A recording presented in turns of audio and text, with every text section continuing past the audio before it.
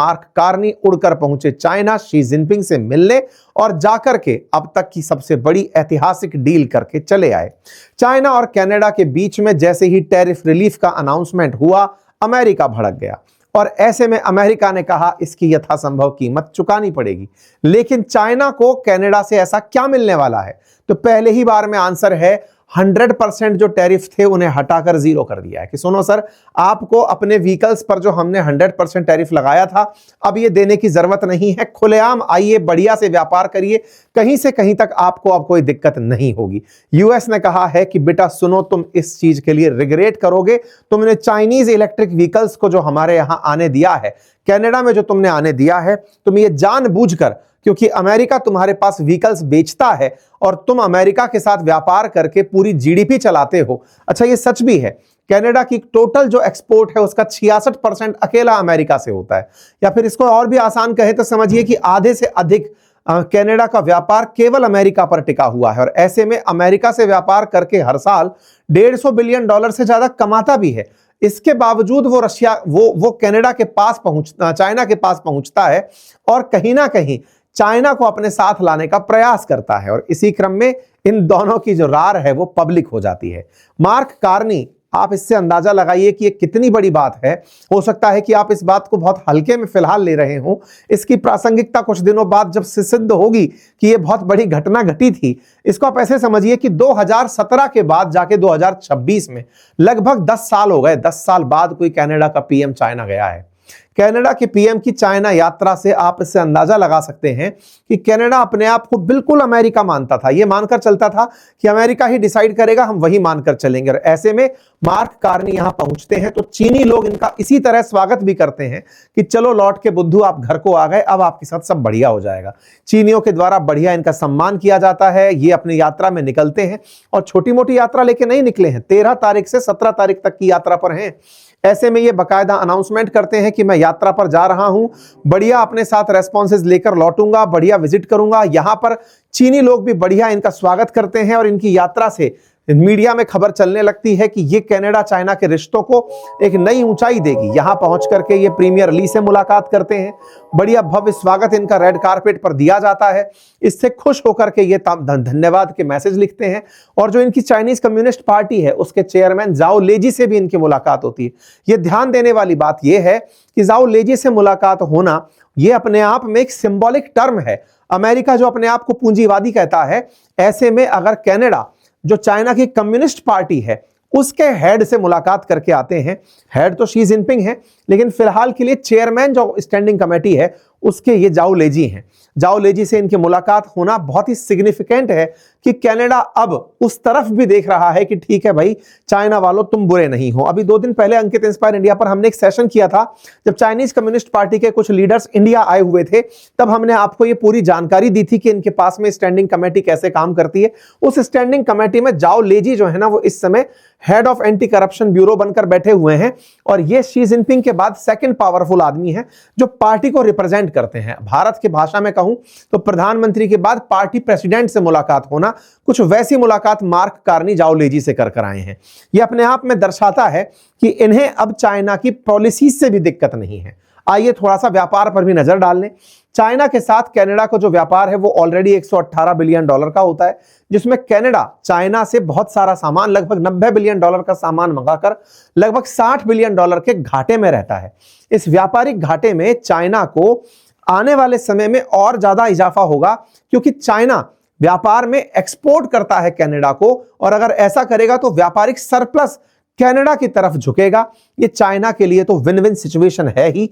China के साथ साथ कनाडा यहां पर चाइनीज लोगों को अपने देश में आता हुआ देखकर उन्हें भविष्य में अपनी पार्टी बनाना चाहता है। कल को अमेरिका अगर उनके साथ कुछ भी ऐसा करे, ऐसा बर्ताव जिसमें चीनियों को लगे, जिसमें कैनेडियंस को लगे कि कल को हमारे साथ कोई खड़ा हो सकता है पैसे के लालच में, तो वो चाइना बने। इसलिए कनाडा अपना बाजार खोलकर चला आया है और उस बाजार में सबसे पहले इलेक्ट्रिक व्हीकल्स यानी कार के लिए मार्केट खोला गया है और इलेक्ट्रिक व्हीकल्स में यह ध्यान दिया गया है कि लगभग 49,000 कारें अब चाइना कनाडा को एक्सपोर्ट करेगा। उस पर कनाडा कोई भी, और वो भी इलेक्ट्रिक कारें, उस पर लगभग 5% के आसपास एवरेज टैरिफ लगेगा जो पहले 100% तक हुआ करता था। यह दर्शाता है कि चाइना ने कनाडा के बाजार को अपने लिए यूज कर लिया है। परिणाम क्या निकलेगा? परिणाम यह निकलेगा कि आने वाले समय में कनाडा के अंदर जो इलेक्ट्रिक व्हीकल्स थे, जो टेस्ला के चला करते थे या फोर्ड की कंपनियां काम करती थी, उन्हें अब पूरा कंपटीशन मिलेगा, क्योंकि अमेरिकी बाजार को चीनी सस्ता बाजार खा जाएगा। आपको याद होना चाहिए कि कनाडा ने ट्रूडो के नेतृत्व में, जब बाइडेन राष्ट्रपति हुआ करते थे, तब टैरिफ का खेल खेला था और चाइना पर 100% ईवी के ऊपर टैरिफ लगा दिए थे। बदले में चाइना ने नाराज होकर कनाडा के जो एक रैपसीड ऑयल होता है उसके ऊपर टैरिफ लगा दिया था। दोनों देश एक दूसरे के साथ दुश्मनी निभाने लगे थे। दुश्मनी तो पुरानी भी थी, जब हुवावे के एक बड़े व्यक्ति को, हुवावे के ऊंचे पद पर बैठी एक एग्जीक्यूटिव को कनाडा ने अमेरिका के कहने पर अरेस्ट कर लिया था। उस समय पर भी कनाडा और चाइना के रिश्ते काफी खराब हुए थे। देखिए, कनाडा और चाइना के रिश्तों की खराबी में और भी कई अध्याय हैं, और उन अध्याय में चाइना के ऊपर कनाडा हमेशा यह आरोप लगाता आया है कि ये कनाडा के इलेक्शन को प्रभावित करते हैं। कनाडा के इलेक्शन को प्रभावित करने में पिछली बार ट्रूडो ने आरोप भारत पर भी लगाए थे। भारत और चाइना पर आरोप थे कि ये हमारे इलेक्शन को प्रभावित करते हैं, लेकिन ट्रूडो को तो ट्रंप खा गए। लेकिन अभी भी कैनेडियंस को यह बात समझ में अच्छे से आती है कि चाइना के साथ रहने पर उन्हें संभवतया अमेरिका से शील्ड मिल जाएगा, अमेरिका से उन्हें बचत हो जाएगी, अमेरिका के प्रभाव क्षेत्र से वो बचे रह जाएंगे। खैर, इन तमाम चीजों के अंदर ट्रूडो तो जा चुके। मार्क कार्नी जब से आए तो मार्क कार्नी इस उम्मीद में थे कि जो ट्रूडो गलती की है वो अब हम नहीं करेंगे। ट्रूडो अमेरिका के सामने नहीं टिक पाए थे, क्योंकि ट्रंप ट्रूडो के सामने बिल्कुल जिद से तैयार हो गए थे कि बेटा तुम्हें तो 51वां राज्य बना के मानेंगे। लेकिन अब मार्क कार्नी अब किसी भी हद तक जाकर कनाडा को 51वां राज्य बनने से रोकना चाहते हैं। ग्रीनलैंड पर जब तक फतह होगी तब तक कनाडा शायद अपने पंख पसार कर बहुत से देशों के साथ में मित्रता करेगा। इस समय यूरोप के और नाटो देशों के समीकरण बिल्कुल बदल गए हैं। वो अब अपनी सुरक्षा के लिए दौड़ने लगे हैं। उन्हें ये समझ में आने लगा है कि अगर हम कुछ नहीं किए तो एक दिन अमेरिका हम सबको निगल जाएगा। इन सारे देशों पर अमेरिकी शासन होगा, अमेरिका की मर्जी से इनके यहां पर शासन चलने लगेगा। जिस अमेरिका ने इतने दिन तक सबको सह अस्तित्व की अवधारणा दी थी, अब वो पूरी तरह से गौण हो जाएगी। खैर, मार्क कार्नी समझदारी से अपनी मीटिंग करके आते हैं, बढ़िया एक जॉइंट स्टेटमेंट निकालते हैं 4-5 पन्ने का कि साहब हम कैसे कैसे काम करने की तैयारी में हैं, हम कैसे आगे बढ़ेंगे, हम सभी प्रकार के ट्रेड बैरियर्स हटा रहे हैं, बिलियंस ऑफ डॉलर का फायदा होगा, और जो चाइना को कनाडा से मिलने वाला रैपसीड ऑयल है उस पर चाइना भी अब टैरिफ हटा देगा। तो मार्च 1 से इन दोनों देशों के बीच कोई ट्रेड टैरिफ नहीं रह जाएंगे। ये कुल मिलाकर के इन दोनों देशों के बीच में हुआ एक बड़ा समझौता है। बड़ा सवाल बचता है, बड़ा सवाल ये कि ये एक व्यापारिक समझौता है, इसे इतना बढ़ा चढ़ाकर क्यों लिया जा रहा है? आंसर स्पष्ट है। पिछले 10 सालों से कनाडा जिस चाइना से नफरत करता था, एक झटके में उसके साथ मित्रता कर लेता है। यह बहुत सिंबॉलिक बात है। उस देश के ऊपर सब टैरिफ हटा देता है, दोनों एक दूसरे से म्यूचुअली टैरिफ हटाने की बात कर लेते हैं। यह कोई छोटी घटना नहीं है। इस घटना के बहुत गंभीर मायने हैं। इस घटना के अंदर तमाम प्रकार की वैश्विक समीकरण है। कुल मिलाकर के यह घटना घटित होती है, इसके तुरंत बाद लोग इन्हें खींच कर लाना शुरू करते हैं कि सर आप ये जानबूझकर किए हो ना, ताकि BYD को बाजार में एंट्री देकर के आप अमेरिकियों को, अमेरिकी टेस्ला गाड़ी को बाहर निकाल दो। इसके साथ साथ इन महाशय ने एक इंटरव्यू में एक लाइन और बोल दी। असल में चीनियों के सामने एक लाइन और बोलकर आ गए, और उसमें यह कहकर आए कि अब कनाडा और चाइना को न्यू वर्ल्ड ऑर्डर में आगे बढ़ना चाहिए।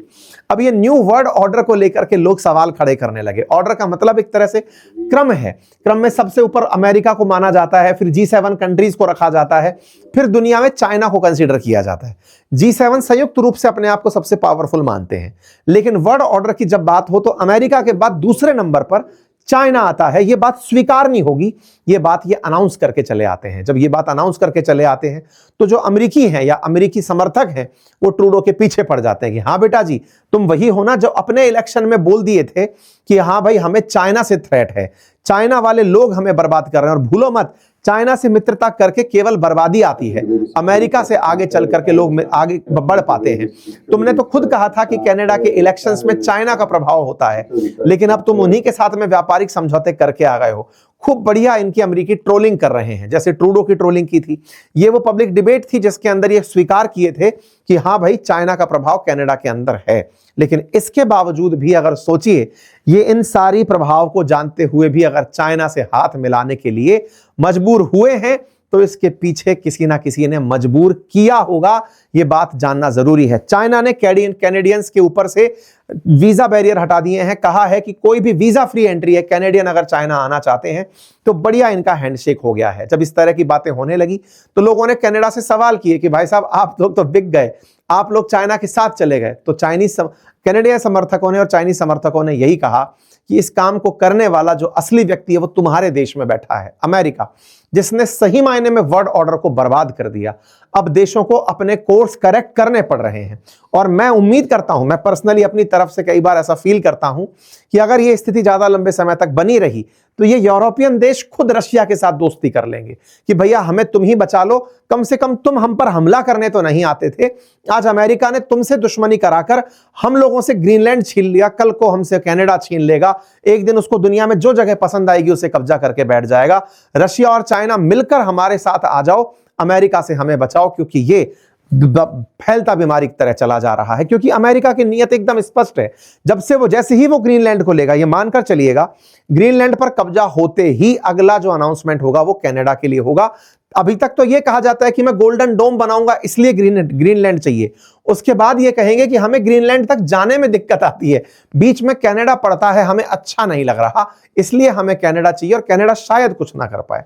कनाडा आज G7 देश है, आज वो अमेरिका के साथ मिलकर के 5I कंट्री का अलायंस भी है, लेकिन इस सब का कोई मायना फिलहाल देता हुआ नजर नहीं आ रहा है। खैर, आप लोग इस विषय पर क्या सोचते हैं जरूर बताएं। जब ये बात पूछी गई ट्रंप से, और एक बात और, मार्क कार्नी से इन दिनों यह भी पूछा जा रहा है कि साहब बताइए कि क्या ग्रीनलैंड को लेकर आप क्या सोचते हैं, तो ये कहते हैं वो नाटो कंट्री है, नाटो अलाई है, हम सब ग्रीनलैंड के साथ खड़े हैं। ये बड़ा ही विचित्र संयोग बन चुका है। ट्रंप से पूछा गया कि साहब वो पता चला है कि वहां जाकर के ट्रेड डील करके आ गए हैं, तो ये कहते हैं हाँ that is okay, that is what he should be doing, it is good thing for him to sign a trade deal with China. बोले यही तो करने गया था, वो करना भी चाहिए था, इससे क्या ही फर्क पड़ रहा है। भाई साहब ये नेक्स्ट लेवल पर है, इन्हें कोई फर्क नहीं पड़ रहा कौन किसके साथ क्या डील कर रहा है। खैर, कुल मिलाकर के ये डील हो जाती है। देखना होगा रूस के लिए यूरोपियन द्वार कब खुलते हैं, वर्ल्ड ऑर्डर फिर से कहां जाकर रीसेटल होता है। आप लोग इस विषय पर क्या सोचते हैं, अपनी राय जरूर बताइएगा। चैनल पर नए हैं तो सब्सक्राइब करिएगा, साथियों के साथ चैनल को साझा कीजिएगा, और हमारे कोर्सेज जो बातें बाजार के एप्लीकेशन और अपनी पाठशाला पर उपलब्ध है उन्हें जाकर के पढ़िए, वहां से आप अपने लिए इन्वेस्टमेंट से संबंधित जो भी जानकारी है उसे प्राप्त करिए।